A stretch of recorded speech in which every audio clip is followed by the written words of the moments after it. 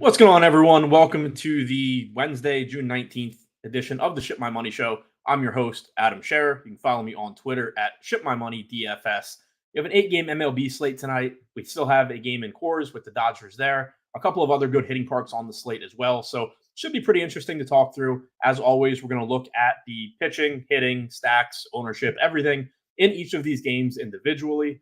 Weather-wise, nothing looks too bad tonight. Just refreshed that, but everything still looks okay here. Obviously, we've kind of had some stuff pop up on some recent slates that wasn't really expected, but this show is later in the day today than it normally is. So hopefully the way the weather looks right now is how it's going to look in an hour or so. So nothing really to worry about there. As always, give the show a thumbs up, comment, subscribe to the channel. All of that stuff helps out quite a bit. If you have any questions during the show, just throw them in chat. I will answer the ones that I see that I have an answer to. So starting here with the first game, we have the Orioles taking on the Yankees in New York. Cade Povich pitching for the Orioles. Garrett Cole making his return for the Yankees. Neither pitcher here looks great. Obviously, they both have very difficult matchups. In Cole's case, you have a huge question mark about exactly how is he going to look. 12 and a third innings pitched over 3 rehab starts. In his most recent, he was dominant, struck out 10 in 4 and a third innings. So I'm assuming he's going to be limited. He didn't throw more than 68 pitches in any of his rehab starts. So it seems, it would be pretty weird for the Yankees to just let him throw 105 pitches here. That being said, it is Garrett Cole. So I think he probably does have maybe a little bit more say in how many pitches he throws than some other pitchers would. Either way, I would expect that you're getting 85 pitches from Cole. Maybe gets to 90, 92. Probably throws enough pitches that he has some upside just because he is such a good strikeout pitcher that if he just has his A+ stuff, he can just rack up strikeouts on 4 pitches per batter and have a good start. I'm guessing he doesn't or isn't allowed to throw enough pitches that it's very likely he puts up a 30+ fantasy point score that you have to have. And so viewing it, through that lens, I think the 10% projected ownership coming into him makes a lot of sense. That's about where he showed up in the lineups that I built as well. $9,000 is a discount on Cole compared to where he is normally priced. So that makes the pitch count not less of a concern in the sense that if you told me he's limited to 70 pitches, I'm not paying $9K period. I don't care that he's, normally north of $10K, but it does make it a little bit less of a concern if you do agree with me that you're expecting somewhere around 85 pitches. If he's 10,500, 85 pitches, he really is going to have a difficult time giving you a score that you're happy with. At 9K, he can give you, 19 fantasy points, get a win. He's at 23. He can get you a good score here, even if it's not a slate breaking score. So I do think that there is, reason to get to him some, but not the same level of priority that he would be at 9K if we had no pitch count concerns. If in his most recent rehab start, he had thrown 88 pitches and he was 9K here, he'd be one of the best plays on the slate despite the matchup. So that is, how I view Cole's pitch count. Povich coming in at 5,800 is kind of interesting. It's obviously a tough matchup against the Yankees, but you do not have Aaron Judge in this lineup, so that makes it that much weaker. Povich is a quality pitcher, though. Pretty highly regarded pitching prospect, has good stuff, has shown great strikeout ability at AAA. He's not likely to carry those strikeout numbers, north of 30%. I think it was from AAA to the majors. But even if you view him as a 24, 25% K guy in the majors, 5,800 is clearly way too cheap. The matchup is certainly a problem, but I think the 8 to 9% ownership coming into him makes sense here as well. Charles Moran said they just need him to hit anybody not named Gunnar Henderson. Yeah, it's not an actionable concern. But as an O's fan, I was joking about it earlier. Maybe Garrett Cole will just come out, prove a point, hit Gunnar with the first pitch of the game, and then the O's don't have to face Garrett Cole today. But there is some narrative there. Obviously, the Yankees not real happy about Judge and Torres. I firmly believe Cortez threw at Gunnar last night. So yeah, we'll see how that goes. But obviously, nothing you can really do about it from a DFS standpoint. Offensively here, both of these are really good offenses in Yankee Stadium. So there is just obviously some reason to be playing them, given that they are in Yankee Stadium. They're really good offenses. Baltimore showing up a little bit more than the Yankees as far as all stack types go for me. Also, as far as five mans, that's a little bit surprising, just given that obviously Garrett Cole is a better pitcher than Cade Povich. But you do have the rust factor with Cole, where we don't know exactly how he's going to look. You do certainly have a lot of talent for the Orioles. And again, Aaron Judge not being in the lineup for the Yankees, it's a good lineup throughout. But when you're talking about stacking the Yankees, the big appeal is you get Soto, you get Judge, you get the two best hitters in baseball, and then you round it out with guys like Volpe and whatever else, Torres, whatever else you're getting to. When it's Soto plus four of those guys, it's just a less appealing stack in general than when Judge is one of them. So that could be another reason that they just aren't showing up quite as much as the Orioles are. Neither team looks like a priority, but you can see here with the ownership, you can just blindly tell me that every Oriole and every Yankee are like 5% or lower owned. And I'm going to tell you they're a good stack without even knowing who they're facing, just because of how talented both teams are. And then you factor in the home run potential in this park. So in large field tournaments, I think they look pretty interesting, but not teams that I expect to be going really heavy on or anything like that. Probably not teams that will be making the cut for me in small field, especially since Cole's not projected for a ton of ownership himself. The Orioles obviously look more appealing the more ownership that Cole gets, but he's only projected for around 10% right now. Next, we have the Red Sox taking on the Blue Jays in Toronto. 4.3 implied run total for the Jays, about 4 for the Red Sox. Kevin Gausman going for Toronto. Brian Bayo going for the Red Sox. Tough strikeout matchup for Bayo. He is only $7,500, which is a decent price tag. Only projected for like 1 to 2% ownership. Showed up as optimal around 7% of the time for me. That's something that anybody that's been watching my shows should be pretty familiar with by now. It's just a relatively talented, relatively inexpensive pitcher, not getting any ownership. If you're just looking at optimal percentage, he warrants more ownership. But then when you start factoring in that you have, a finite number of lineups that you can play and all of that, I don't expect to get to much Bayo here. It's not a good strikeout matchup against Toronto. A very tough team to strike out. Fourth lowest strikeout percentage against right-handed pitching this year. Obviously, they just have talent throughout their lineup as well. Bayo overall this season, striking out 20.3% of hitters, 3.77 xFIP. He's a solid pitcher overall, but it's not like he's an elite K guy either. Kevin Gausman on the other side does look like the more appealing of the two pitchers. He started the season off slowly, but as we expected, he has turned things around. Now striking out 23.8% of hitters this season. It is likely that number is higher by the end of the season, just based on what we know about Gausman. 3.37 xFIP. The Red Sox do have a solid offense, but there are some strikeouts here as well. They're tied for ninth in K percentage against right-handed pitching this year. They do have that 112 WRC plus, but 8,300 is a very cheap price tag for Gausman too. I think this is a spot where you're looking at it, and whatever concerns you're going to have about the Red Sox talent-wise, or Kevin Gausman's start to the year, or whatever things that you're going to like nitpick at and say, well, I don't really want Gausman. A lot of that's just alleviated by the fact that he's $8,300. We're not talking about Gausman at a salary that is remotely close to what you normally pay for peak Kevin Gausman. So we don't need to talk about it in the context of whether or not he is at his peak. He just looks like a good option here. Showed up as optimal 18% of the time for me on DraftKings. Field's projected to be around 20%. So that ownership makes sense to me. Offensively, I think this game is sort of similar to the Yankees and Orioles, where both offenses have enough talent that if you're getting to them at pretty low ownership, it's fine. But neither pitcher is bad, and neither spot is good enough that I would expect to just be jamming either one.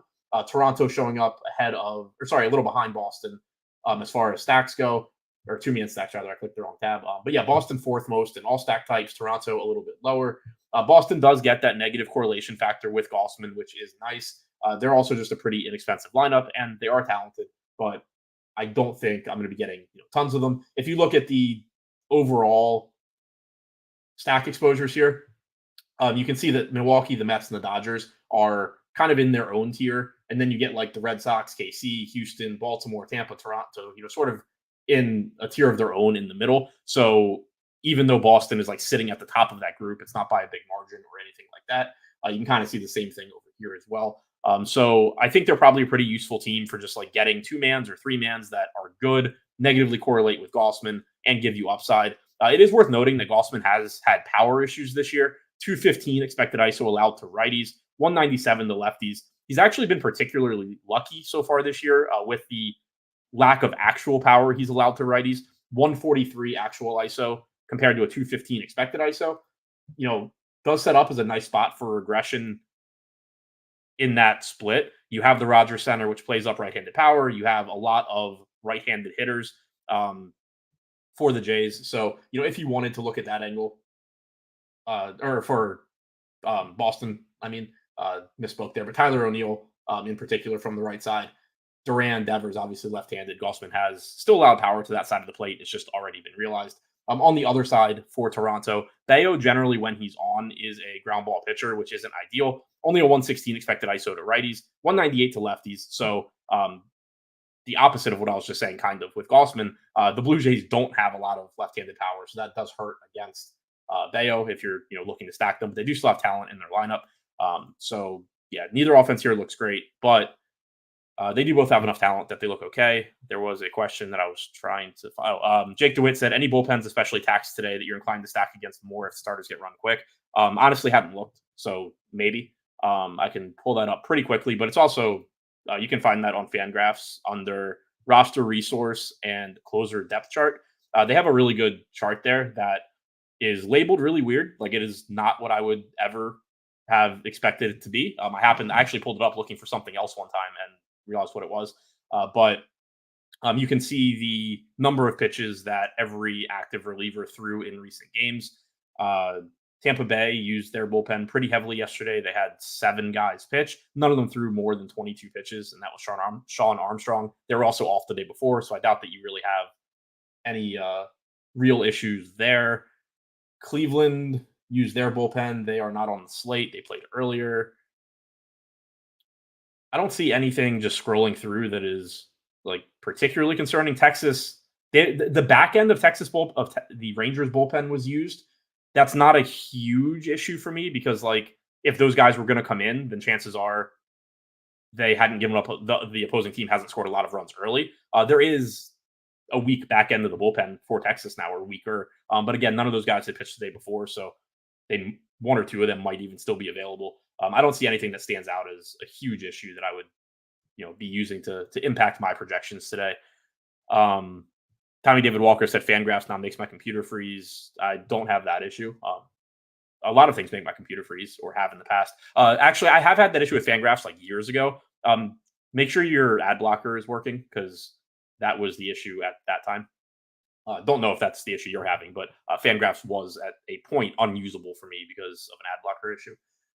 Tampa Bay taking on Minnesota. Very low implied run total here for Tampa Bay.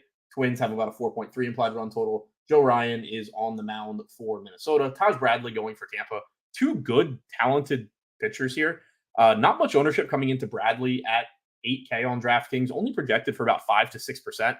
I think that number's too low. If that holds until lock, I'm definitely interested in getting there. He showed up like 17% of the time in the lineups I built. Now, typically when I get a split like this, it means that the ownership projection is wrong and then it's going to come up. So I think it's likely that by the time we get the lock, I have something like a 10 or 12% ownership projection on Bradley, and he ends up looking fine, but not like the really under-owned play he does right now. But if lock were right now and I had these numbers, I would expect that I'm getting a good amount of Bradley just because of that. He strikes out a lot of guys. 31.6% K percentage this year, 3.12 xFIP, put up good strikeout numbers last year as well. Highly regarded young pitcher. So definitely pay attention to whatever ownership projections you use and where Taj Bradley is at, because if he is still down around 5% or whatever by the time we get to lock, that's really interesting. Joe Ryan, going to be popular, 9,500, 26% projected ownership. Showed up as optimal about 21.5% of the time for me. Tampa Bay has strikeouts in their lineup, 23.7% K percentage, 8th highest against right-handed pitching this year, 98 WRC plus. Tampa Bay gets, somewhat of a park bump going into Minnesota, but nothing crazy. Pretty neutral park, 4 home runs in Minnesota. So Joe Ryan looks good here. Just a pretty cheap price tag at 9,500. Good overall pitcher, 26.9% strikeout percentage, 3.32 xFIP. Nothing really that I have an issue with as far as him getting ownership. I wouldn't expect either offense to be showing up much. Tampa Bay, middle of the pack here, Minnesota below them. That's interesting to me. I don't know if maybe it just has to do with negative correlation for Ryan. Maybe it just has to do with pricing or some individual hitters, but I am surprised that Tampa Bay is even getting as much overall ownership as they are. It probably just has to do with the pricing. 3,700 for Brandon Lau is really cheap just for his talent level. Isaac Paredes at 4,200. Josh Lowe, again, 3,700 for his talent level is really low. And Joe Ryan does, at least, has given up some power. 173 expected ISO to lefties this year, 172 to righties. If you go back to last year, bigger reverse splits, 204 to righties, 144 to lefties. It's likely that the true numbers are closer to this year, where he's just in that like 170 to 175 range to both sides. So I do understand it, just in the sense that, like, if you're not playing Joe Ryan in a lineup, obviously it is to your benefit if he gives up a couple home runs and doesn't pitch well. Brandon Lau and Josh Lowe in particular at those salaries, just from a talent standpoint, look good. So, like, why not use them as value in the outfield and at second base and hope that you can just get, a home run or two against a 25% owned pitcher that you don't have anyway. But you're certainly not looking at that and saying, oh, these are two of the best plays on the slate or anything like that. You can see, Lau showed up as optimal like 6.5% of the time for me at second base. Lowe showed up around 5% of the time. So they're going on their own, but certainly still not the most likely place to succeed in a tough matchup against Ryan. Mets taking on the Rangers. Did briefly just touch on the back end of the Rangers bullpen. You do probably have a little bit more hope late in the game if the Mets haven't got you there yet than you did, or than you normally would, but nothing that I think is overly concerning. It's not like that Arizona spot a couple weeks ago where they had like 3 guys throw 50 pitches or whatever it was, something stupid, the day before, where it was just like, if the starter gets in trouble here, there is nobody to pitch after him except for some AAA guys they just called up. It's not that kind of emergency in the Texas bullpen. We have Sean Manaea going for the Mets, Andrew Heaney going for the Rangers. Neither pitcher looks like a priority here. They're both just sort of guys mid-range to below mid-range price tags. 7,200 on Manaea, 6,500 on Heaney. Neither matchup is great against left-handed pitching. Since the start of last season, the Rangers active roster ranked 17th in strikeout percentage. They have a 105 WRC plus. The Mets ranked 23rd in strikeout percentage, 118 WRC plus. Neither of these pitchers are great. Manaea does have a 23.9% K percentage this year, but he's also walked 9.3% of hitters, 4.15 xFIP. He's good enough to consider at this price, but not so good that I am expecting to really go out of my way jamming him in.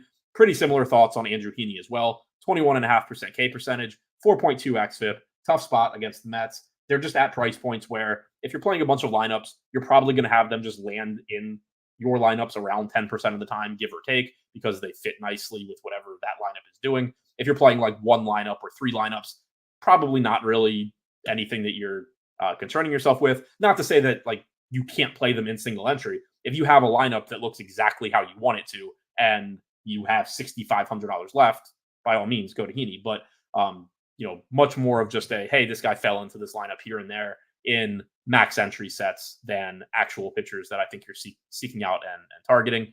For the offenses, again, just this game looks similar to other games that we've talked about, I think, where you have decent but not crazy implied run totals. But I do think it's a little bit more interesting than some of those other games because of the park. This is a good park for home runs. So while a lot of these teams do have similar implied run totals, you have to think about what it looks like or what it's likely to look like when one of these teams does well. If you have a team in none of the previous games we talked about were bad hitters parks, but like if you have a team in Oakland, for example, the last game on the slate, we haven't gotten there, but you can see that Kansas City has a similar implied run total. KC looks fine as well, but if like KC scores 8 runs in Oakland, there's a good chance it's a lot of like singles and doubles. Whereas if the Mets or the Rangers score like 8 runs in Texas, there's a good chance it's coming via home run, which is obviously just much better for DFS. So the Mets are showing up pretty highly as far as all stacks go. Texas showing up middle of the pack. 5-mans, Mets are up there as well. Heaney does give up power. So that's another thing. When you just think about like the distribution of fantasy points here, if things go well for the Mets, it's pretty likely that it's coming via home run. Heaney's allowed 1.35 home runs per 9 this season. He's had home run issues for as long as I can remember. I don't want to say his whole career because maybe he didn't at the beginning, but for as long as I can remember, he has given up home runs. Even when he was striking out 30% of hitters, he was giving up home runs to everybody else. Now he doesn't even strike out hitters at the same rate. So far this season, 195 expected ISO to righties, 153 to lefties, 205 to righties. If you go back to last year, it's a pretty scary spot to be in when you're going up against the lineup that's going to have Lindor from the right side, Pete Alonso, JD Martinez, Mark Vientos, Francisco Alvarez. These guys all have power from the right side. Starling Marte obviously gives you some stolen base upside as well, in addition to some power. So I think that's why the Mets are showing up so well. Texas on the other side against Manaea.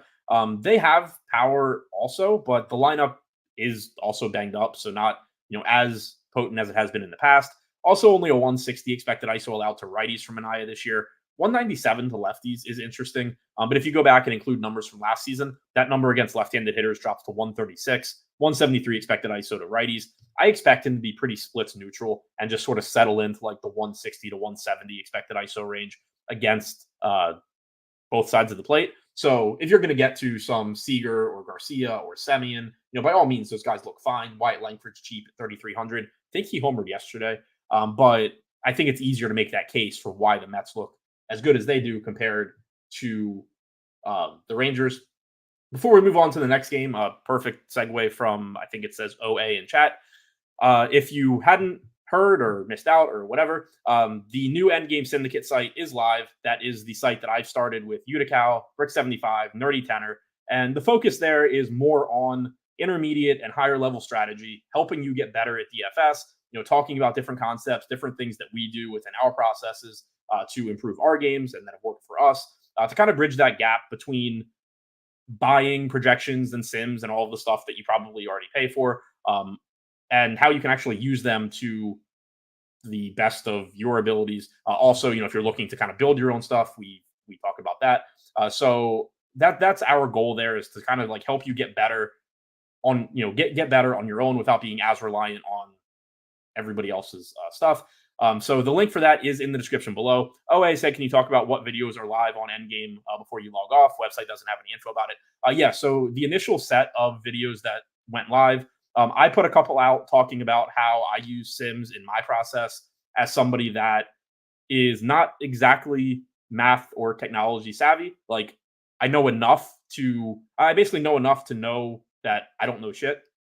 So I have talked about how I use, in my case, SaberSim, but it's applicable to whatever projections and sims you use. How I use it and kind of like think about getting to the end results that I want and some of the shortcuts and tricks that I use to get it to do what I want. Brick has videos out already on how to build your own ownership projections and projections in general. Nerdy Tenor has been putting together series of toy videos or videos on toy games, which is him creating basic games that represent different aspects of DFS and then being able to solve those games so you can see exactly how your strategies should change given different things that you are going to encounter in different DFS contests and stuff like that. I know he's got another series of stuff that he's working on right now as well that will be coming out soon. So he's doing a lot of that strategy type stuff.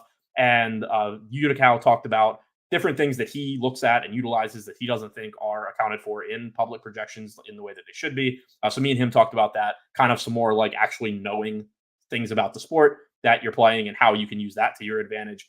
Me and him also are going to be having a video coming out in the next couple of weeks on how we use, because like I said, I already did the one on Sims, on how we use Fantasy Cruncher, or in my case, used to use it. He does still use it, but we're going to show how we each use it and then look at our results and talk about, the differences and all of that. Again, with the same idea in mind of it's one thing, to use these publicly available stuff, but they do still have shortcomings. There are still tricks that you can use to get them to work better for you. So that's what we have out there right now. Always also taking suggestions on videos you want to see from members, stuff like that. But that was our first set of stuff that we put out and kind of what we have in the immediate future coming out next. Again, if you want to sign up for that, the link is in the description below. Yeah, so that answers that question, I think. And now we can get back to baseball. Houston taking on the White Sox in Chicago. Pretty low implied run total in this one as well. Garrett Crochet and Hunter Brown facing off. These are going to look like two of your better pitching options today. It's a really, really bad matchup for Garrett Crochet, but he is also really, really good. 20% projected ownership, 17% chance of being optimal right now in my numbers, $9,200 price tag. He's the most talented pitcher on the slate. I don't really think there's an argument. 35.7% K percentage, 5.8 walk percentage, 2.44 xFIP. I've been comparing him to Chris Sale, and nothing has happened to make me think that he is not Chris Sale at this point. So he's really, really good. 9,200 is a very good price for the talent he gives you.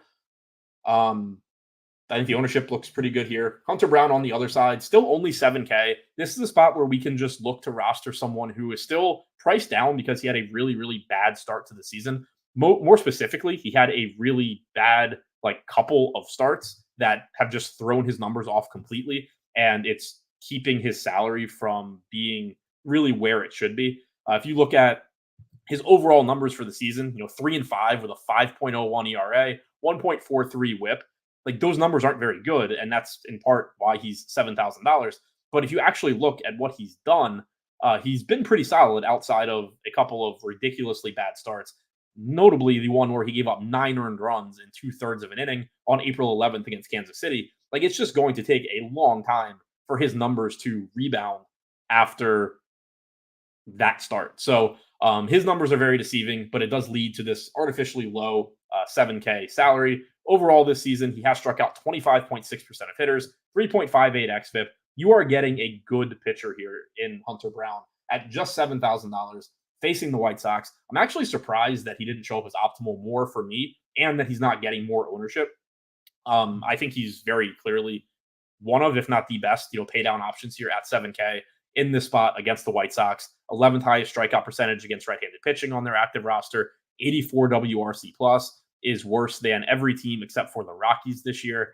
Looks like a very, very good spot for Hunter Brown.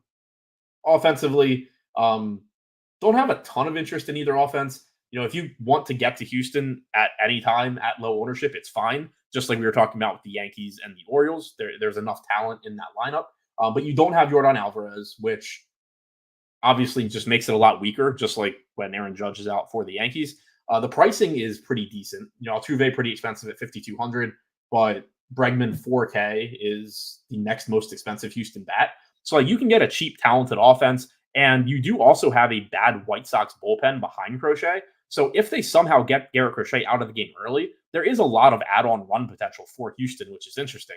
The problem, though, is like I said, you are stacking against what I think is the best pitcher on the slate. But lately that's kind of just been what you have to do to win. I don't know the last time that the best pitcher on the slate actually did well. Certainly wasn't earlier with Skubal. It wasn't, whatever night Cease pitched a couple nights ago. So the Astros are interesting just for that reason, where they do have talent, they are cheap, and then they are facing a bad bullpen behind Crochet. But Crochet, really, really good. Not somebody I particularly want to stack against. White Sox on the other side, you do get that negative correlation with Hunter Brown. Brown is good, but he's not Crochet level good. So if you're looking to stack against somebody just for the ownership, I'd probably rather do it against Brown than Crochet. Obviously, the White Sox hitters aren't as good as the Astros hitters either, though. So I think both of these offenses are just kind of similar in that if you're playing them, it's more for game theory reasons than because you think they're likely to do well. Next, we have the game where we should get plenty of offense. Coors Field, Dodgers taking on the Rockies. Ryan Feltner pitching for the Rockies. Bobby Miller going for the Dodgers. Miller looks like a decent value play at 7,600, projected for 12% ownership, showing up optimal as 11% or about 11% of the time for me. Decent price tag, good matchup as far as the Rockies not being a particularly good offense, but it is still Coors Field. So you're pitching in a park that elevates batting average on balls in play. It just increases the chances of Miller getting unlucky, even if he's pitching pretty well. And it is also a more difficult park for getting strikeouts because your pitches just don't move the same way and all of that. So that's why he's only getting 12% ownership. Like Dodger Stadium's a good place to hit, but if this game were in Dodger Stadium, he would probably still be getting like 15 to 20%. So Coors is driving that down, but it is a good price tag. He is a talented young pitcher. Don't mind getting to him at that price. Ryan Feltner at 5K. I mean, 5K is really cheap. I don't think Feltner's a terrible pitcher. 20% strikeout percentage, 3.87 xFIP this year. He basically has identical numbers to Brian Bayo and is 5K, but he's in Coors. He's facing the Dodgers. I just don't think you're going to need to get there. Offensively, Dodgers obviously look very good. The only thing holding them back as far as stacks go is that they're expensive. Obviously not as expensive because you don't have Mookie, but they are expensive, so that's going to make them a little bit more difficult to get to. But if you can get to them, obviously they look very good here in Coors. Like I said, Feltner's also not a terrible pitcher. But yeah, it kind of just goes without saying the Dodgers are really, really good. Shohei Ohtani, $7,000, projected for 33% ownership. He showed up as optimal 16% of the time for me. So I do think that 33% number might be getting a little bit carried away. I've been around the field each of the last 2 days when he's at this price tag, getting like 20 to 25%. Looks like today maybe I won't get quite as much, but still goes without saying that Shohei Ohtani is one of the best hitting plays on the slate if you can, one, afford him, and then two, fit him into a lineup that makes sense ownership wise. The Dodgers, top to bottom, are getting a ton of it here. So that is one potential issue that I think I'll run into at least, is that one, I think his chances of being optimal are just are a bit lower than his ownership. But two, if I'm stacking his team, it becomes really difficult to be contrarian elsewhere. If I'm just playing 20% on guys, or 20% on guys, and then 33% on Ohtani from the Dodgers, like where else am I going to be contrarian? Maybe if Taj Bradley's ownership stays as low as it is, he would make some sense. Maybe if you go to the Dodgers, you use like a 3-man Astros stack to negatively correlate with Crochet and be different that way. But there's just kind of limited options, I think, when you have this much ownership coming into to the Dodgers. There's not really obvious ways within that stack to be different because the bottom of the order guys are so cheap that they're getting a lot of ownership as well. So Dodgers clearly look very, very good. It's just a matter of figuring out exactly how to put them together. Rockies on the other side, not getting much ownership. They're in Coors Field. They are facing a pitcher who hasn't pitched since like April in Bobby Miller. Yeah, his last start was April 10th, and then he's been injured. So right shoulder inflammation. Like you never know how that's going to go when they come back. He threw 15 innings in the minors. He was throwing 99 miles an hour in his last outing. So I assume is healthy, but there is just that volatility of you don't know exactly what he's going to look like in his first start back, especially when that first start is in Coors Field. So I do like the upside the Rockies give you here at virtually no ownership. The top of this lineup really isn't that terrible either. Nolan Jones being back gives them another actual major league hitter, which is something that they've not had for a lot of the season. McMahon is good. Tovar, especially for a shortstop, is good. Polia is fine at 4,500. Doyle is fine at 4,400. Gives you some speed as well. So the top of this order really isn't bad. There is volatility here in the matchup with Miller. Like if this were just a completely healthy, injury never happened, Bobby Miller, I would certainly like the Rockies a little bit less here than I do, just because that uncertainty wouldn't exactly exist. But either way, you're just seeing such little ownership to a team in Coors Field that I do think they're an interesting contrarian stack. Milwaukee facing the Angels in another good hitters park in Anaheim. We have Freddie Peralta going for the Brewers, Tyler Anderson going for the Angels. No interest in Tyler Anderson. Not a good matchup, not a great strikeout pitcher. 7,700, you're not getting any sort of like really cheap discount on him. Freddie Peralta looks fine at 9,600. We know that the Angels are worse against right-handed pitching than left-handed pitching. They rank 17th with a 21.6% K percentage against right-handed pitching this year, but only a 91 WRC+. Peralta, 30.7% K percentage, 3.39 xFIP so far this season. So, yeah, he looks fine. Again, I don't totally understand why Peralta would be getting 4 times the ownership of Taj Bradley. They have similar strikeout ability, but I do think just based on pedigree, track record, Peralta should be higher owned. That is just a spot, though, that I would pay some attention to the ownership gap. He showed up as optimal 18% of the time for me, so I don't think the ownership is too concerning there. Brewers look good. They're showing up the most frequently for me in all stack types and 5-man stack types. Tyler Anderson's not a bad pitcher. He's not somebody that I love stacking against, but he does give up power. He doesn't miss a lot of bats. He's in a hitter-friendly park. 185 expected ISO allowed to righties this year with only a 15.6% K percentage. Lefties have a 222 expected ISO against him as well. So don't sleep on whatever lefties end up being in this Milwaukee lineup.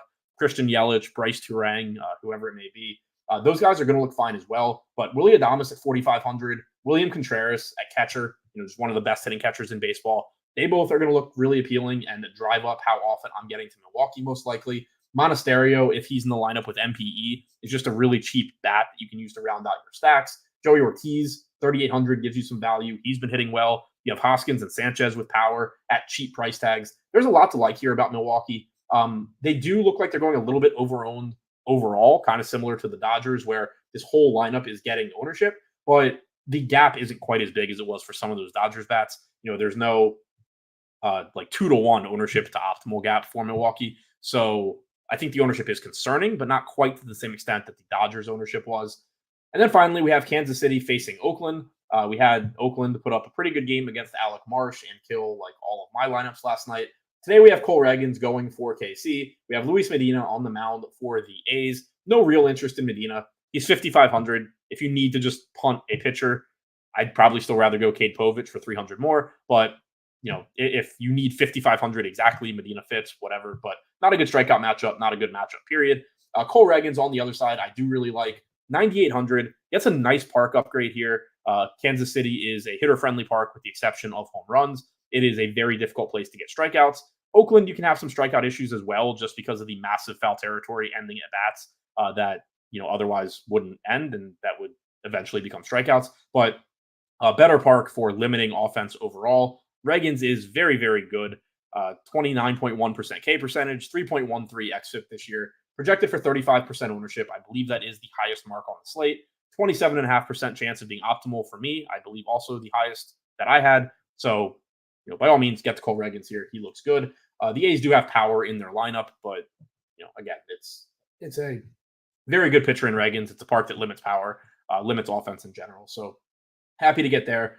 Kansas City looks pretty decent. I mentioned them earlier. I mentioned them earlier when I was talking about the Texas game, where because of this park, if KC has a big game, it is still pretty likely that it's like a lot of doubles and stuff like that. But with KC, you do also have stolen base upside. So it makes them kind of interesting in a park like this with the massive outfield. Because even if, it's just Bobby Witt hits a little blooper that would have been caught in a different stadium, but it falls in because Oakland's outfield is so big, he's probably stealing second base and you're getting, more points than a double anyway. This park is actually above average for doubles too, because there is so much ground to cover in the outfield. So with a team like KC that has as much speed as they do, just getting extra guys on base is interesting. Again, the foul territory does suck for hitting. It just ends at bats unnecessarily, but they still look like a pretty good stack here. Fifth overall for me in all stack types, fifth overall in five mans. It helps that you can get Bobby Witt at shortstop, just such a fantastic high upside option. Gives you power, gives you stolen bases. Garcia will run a bit. Pasquantino at first base at 4,600 looks pretty good going up against Medina. Since the start of last season, limited sample this year for Medina, but going back to last year, 158 expected ISO to righties, 139 to lefties. He hasn't been bad at limiting power, but Pasquantino does have it. You have cheap MJ Melendez. Perez is another really good hitting catcher. It does suck that he lost first base eligibility, but obviously he's going to be more valuable in DFS playing him at catcher anyway. So KC stacks look pretty interesting here. Ownership is pretty much in line with where I think it should be. Tommy David Walker said, "What makes the park difficult for strikeouts?" Maybe I misunderstood. In the case of Kansas City, it I think has a lot to do with the batter's eye in center field. That's something that never gets talked about, but we obviously know that every stadium is different in terms of dimensions and all of that. Every stadium gives hitters a different view as well. If you get a batter's eye in center field, which is essentially it's the backdrop that guys are hitting off of, it's what you're seeing the pitch come out of. If you get a really dark background with nothing that is distracting in it and it's really big, so you don't even have fans in your peripherals or anything in center field, you're just going to see the ball better and it becomes more difficult for getting strikeouts. Also, stadiums with larger foul territory are generally going to be more difficult for getting strikeouts for the reason that I was saying with Oakland, where you get a guy in a 1-2 count, you make a good pitch, he pops it up foul, and in most stadiums it's 5 rows deep.